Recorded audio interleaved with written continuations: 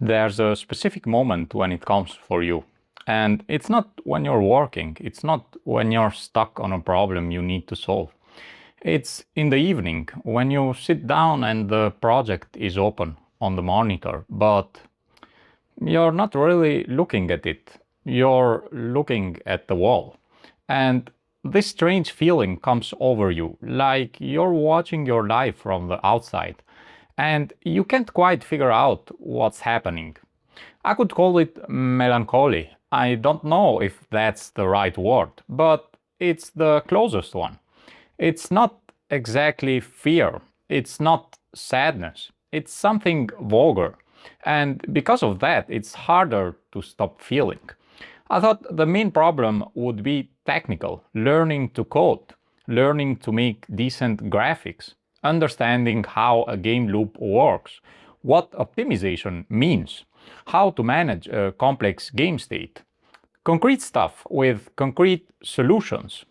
What I didn't expect was the silence, not literal silence, but that silence that forms around you when you're doing something other people don't really understand.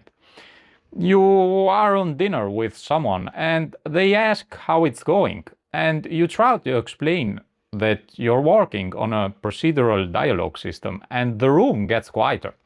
Not because people are mean, because they don't know how to respond. To them, I'm making a game by myself is like I signed up for a photography class. And sometimes, let's be honest, that reaction gets under your skin. You spend months on something, you've solved problems that you're pretty sure no one else has ever solved in exactly that way. You lost a Saturday figuring out why a collision was happening half a frame later than it should have. You rewrote the same system 3 times because the first two didn't feel right. And then you go out into the real world and no one knows and no one asks, and the only question you get are the ones you can barely stand to hear anymore. When are you done? How much do you even make? And that last one is the most interesting to think about. It's genuine curiosity about how you're surviving. The problem is it carries an assumption that the value of what you're doing is measured right now, today, by the money coming in this month. The logic of someone who gets paid by hour. But you don't work by the hour. You might spend a week on something and that week produces nothing visible, nothing to show, nothing to explain, nothing that looks like work from the outside. And then another month goes by and what seemed to be going nowhere becomes the foundation of something that works. That's hard to communicate to someone else that has never done it. So you stop trying. And that's when the melancholy arrives. It doesn't arrive when someone criticizes you. It doesn't arrive when a project goes badly. It arrives when perspective gets mixed up with everyone else's. When you start using their questions to evaluate what you're doing. When you wake up in the morning and instead of thinking about what you need to build today, you find yourself thinking, is it even worth it? And this question brings to a different problem. You start thinking with someone else's head.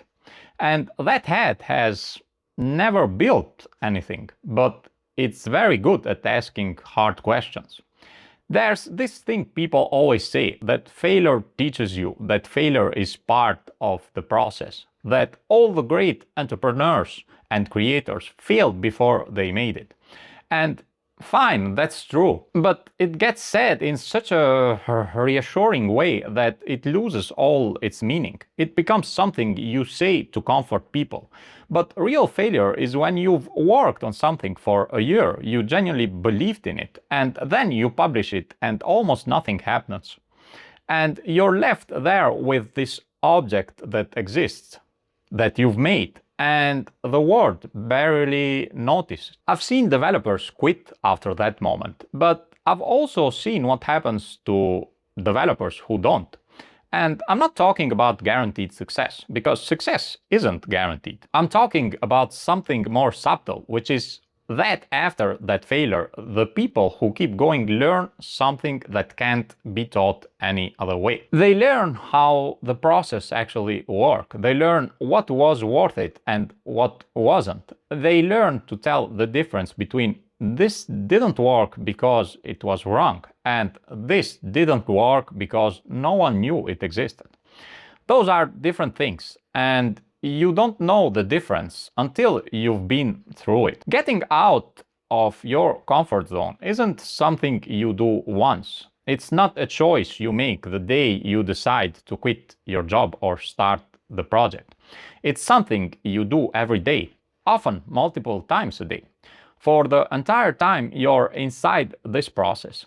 Every morning you open the project without knowing if what you're building makes sense. You're choosing to stay outside your comfort zone. Every time you publish something, post an update, show work in progress to someone, you're choosing to stay outside your comfort zone. It's not a moment, it's a state.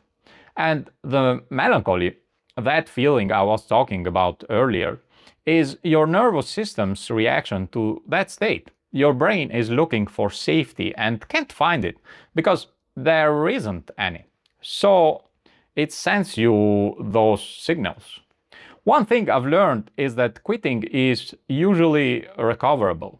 If you stop now and in 3 years you want to try again, you can.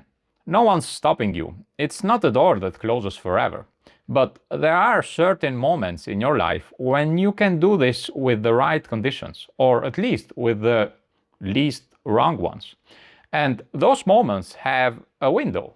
They're not infinite. There are people who waited for the perfect moment and the perfect moment never came. It never does.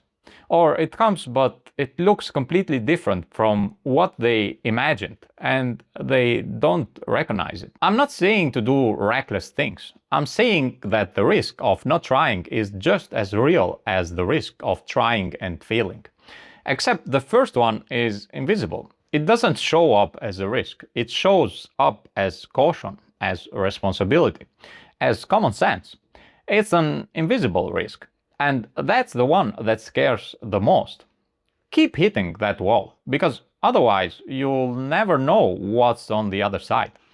And don't let anyone change your mind when they've never shared your vision. Thanks for watching.